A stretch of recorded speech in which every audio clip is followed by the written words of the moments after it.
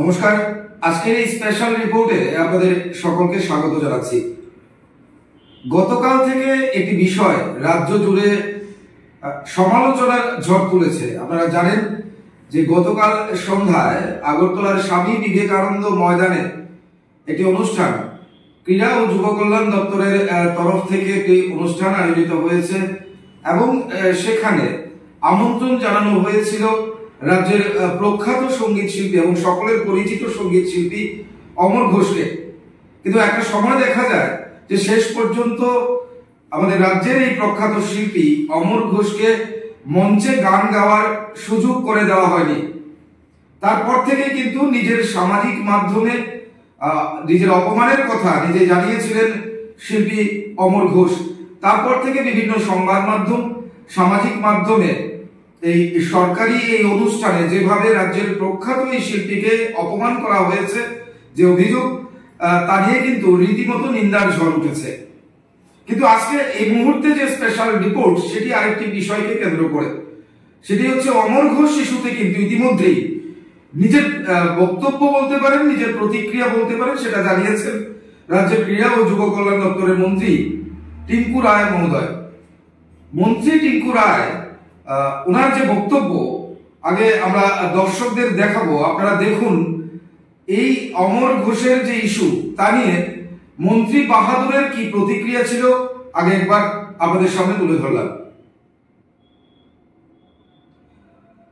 রাজ্যের বিশিষ্ট সঙ্গীত শিল্পী অমর ঘোষকে নিমন্ত্রণ পত্র দিয়ে মাঠে আনা হয়েছিল, কিন্তু ওনাকে মঞ্চে কোন রকমের গান গাওয়ার সুযোগ দেওয়া হয়নি।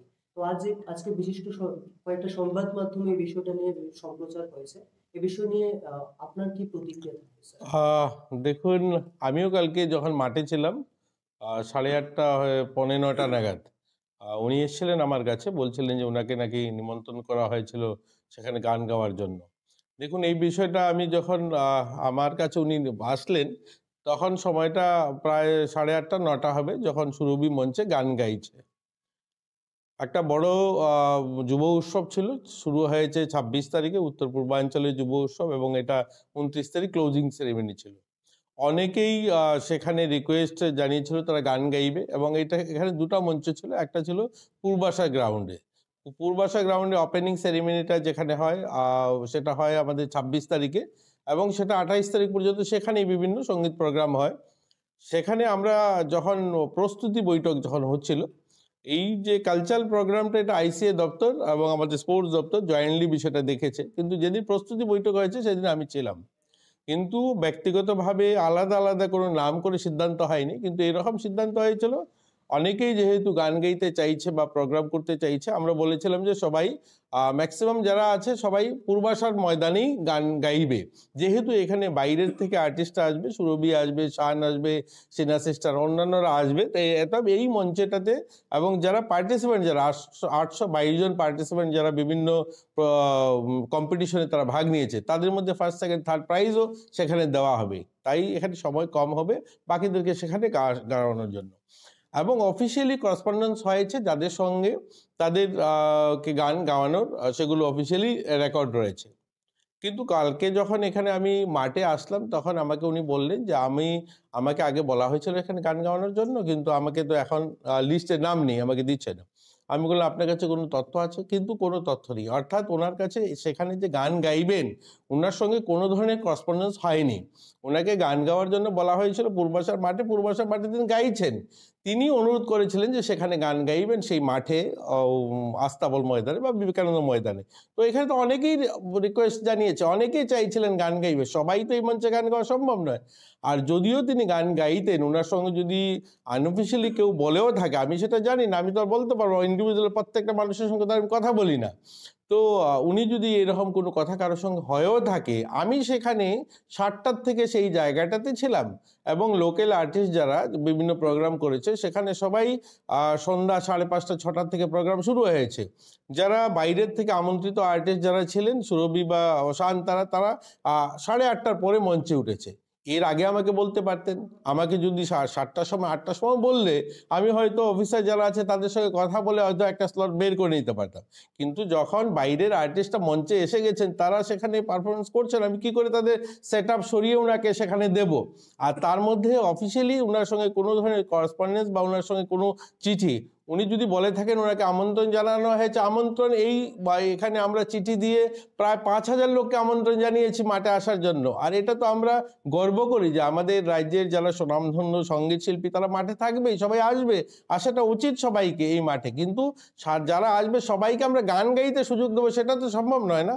আর সেটা আইসিএ আর আমাদের দপ্তর জয়েন্টলি দেখেছে। যদি তা ওনার কাছে কোনো ধরনের এই ধরনের এভিডেন্স থাকে, কেউ ওনাকে চিঠি দিয়ে নিমন্ত্রণ করেছে গান গাওয়ার জন্য, তাহলে সেটা যেন আমাকে দেন, আপনাদের মাধ্যমে হোক বা আমাকে সরাসরি আমাদের দপ্তরে দিলে আমি তার সঠিক ব্যবস্থা, আমাদের সরকারি আইনে যা ব্যবস্থা হয় সেটা আমি নেব, সেটা আমি দেখব। আমাদের দপ্তরের আধিকারিক যদি কেউ চিঠি দিয়ে নিমন্ত্রণ করি উনাকে ডেকে এনে থাকে মাঠে গান গাইবে বলে, তাহলে আমি সেটার যথাযথ ব্যবস্থা নেব। আমি চাই না আমাদের রাজ্যের কোনো সুনামধন্য এরকম একজন সঙ্গীত শিল্পী অপমানিত হবে। কিন্তু আমি যতটুকু ইতিমধ্যে জেনেছি যে এই ধরনের কোনো করেসপন্ডেন্স ওনার সঙ্গে হয়নি যে আস্তাবল ময়দানে তিনি বিবেকানন্দ ময়দানে গান গাইবেন। যাদের সঙ্গে করেসপন্ডেন্স হয়েছে সবাইকে বলা হয়েছে পূর্বাশার মাঠে গাইবেন। পূর্বাশার মাঠে এরা গেয়েছেন সবাই, আমি যতটুকু শুনেছি যে পূর্বাশার মাঠে এরা গেয়েছেন সবাই। কিন্তু তারপরেও একজন শিল্পী ইচ্ছা থাকতেই পারে, উনি যদি বলতেন আমাকে 7টার সময় বা 7:30 আমি যখন থেকে সেখানে ছিলাম, তাহলেও আমি রিকোয়েস্ট করে দেখতাম যে ওনাকে সেই মঞ্চে জায়গা দেওয়া যায় কিনা। কিন্তু যখন তিনি এসছেন তখন মঞ্চে অলরেডি মুম্বাই থেকে যারা এসছে তারা পারফরমেন্স করছে, সেখানে আমি কি করে দেবো? আপনারা দেখলেন অমর ঘোষকে অপমানের যে বিষয়টি নিয়ে যে নিন্দার ঝড় উঠেছে, যে সমালোচনা হচ্ছে, তা নিয়ে আজকে একটি প্রতিক্রিয়া দিয়েছেন মন্ত্রী বাহাদুর টিঙ্কু রায়। এবং আপনারা বক্তব্যে শুনতে পেরেছেন মন্ত্রী টিঙ্কু রায় দাবি করছেন যে এই রাজ্যের অমর ঘোষের মতো একজন প্রখ্যাত সঙ্গীত শিল্পী, যিনি মন্ত্রী দাবি করছেন যে ওনাকে নাকি আমন্ত্রণ জানানো হয়নি। পাশাপাশি বলা হচ্ছে যে টিঙ্কু রায়কে স্বয়ং অনুষ্ঠান প্রাঙ্গণেই অমর ঘোষ নিজে বিষয়টা অবগত করিয়েছিলেন। মন্ত্রীর দাবি হচ্ছে যে সময় নাকি এই বিষয়টা বলা হয়েছে তখন আর অমর ঘোষকে সেই মঞ্চে গান গাইয়ে দেওয়ার সুযোগ করে দেওয়ার সুযোগ বা সময় তখন ছিল না, কারণ রাজ্যের বহিরাজ্যের শিল্পীরা সেই মুহূর্তে মঞ্চে ছিলেন। অত্যন্ত গুরুত্বপূর্ণ একটি বিষয় মন্ত্রী টিঙ্কু রায় যেটা বললেন যে অমর ঘোষকে আমন্ত্রণ জানানো হয়েছে কিনা সন্দেহ প্রকাশ করেছেন এবং দাবি করেছেন যে কোনো ধরনের করেসপন্ডেন্ট অমর ঘোষের সঙ্গে দপ্তরের তরফ থেকে করা হয়নি বা চিঠি মারফত আমন্ত্রণ জানানো হয়নি অমর ঘোষের মতো শিল্পীকে। যদি আমরা এটাকে ধরে নিই মন্ত্রীর এই বক্তব্যে, তাহলে প্রশ্ন হচ্ছে কেন অমর ঘোষ বিনা আমন্ত্রণে এই অনুষ্ঠান প্রাঙ্গণে গেলেন? কেন অমর ঘোষ সেই অনুষ্ঠান চলাকালীনই মন্ত্রী মহোদয়কে জানিয়েছিলেন যে ওনাকে আমন্ত্রণ করে সেখানে সুযোগ করে দেওয়া হচ্ছে না গান গাওয়ার?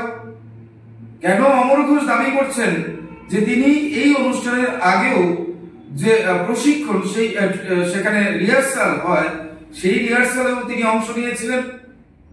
কেন সঙ্গীত শিল্পী অমর ঘোষের মতো রাজ্যের প্রখ্যাত খ্যাতনামা সঙ্গীত শিল্পী এই কথাগুলো, এই অভিযোগগুলো করবেন? প্রশ্নগুলো রাজ্যের সঙ্গীত জগতের মধ্যে কিন্তু মন্ত্রী মহোদয়ের এই বক্তব্য বা এই দাবির উপর ওঠা স্বাভাবিক। আরো বেশ কিছু প্রশ্ন উঠতেই পারে। আমরা যদি বলে থাকি রাজ্যের তথ্য সংস্কৃতি দপ্তর কিংবা বিভিন্ন দপ্তরের তরফ থেকে বিভিন্ন সময় একাধিক সরকারি অনুষ্ঠান করা হয়, কয়টা ড্যাসপাস যে লিস্ট থাকে, কতজন সঙ্গীত শিল্পীকে কিংবা প্রত্যেকটি অনুষ্ঠানে প্রত্যেক দিনের জন্য আপনারা সেই আমন্ত্রণ জানিয়ে শিল্পীদের আমন্ত্রণ জানান মঞ্চে গান গাইবার জন্য কিংবা অনুষ্ঠানে তাদের পরিবেশনা রাখবার জন্য? এই প্রশ্নগুলো কিন্তু উঠছে।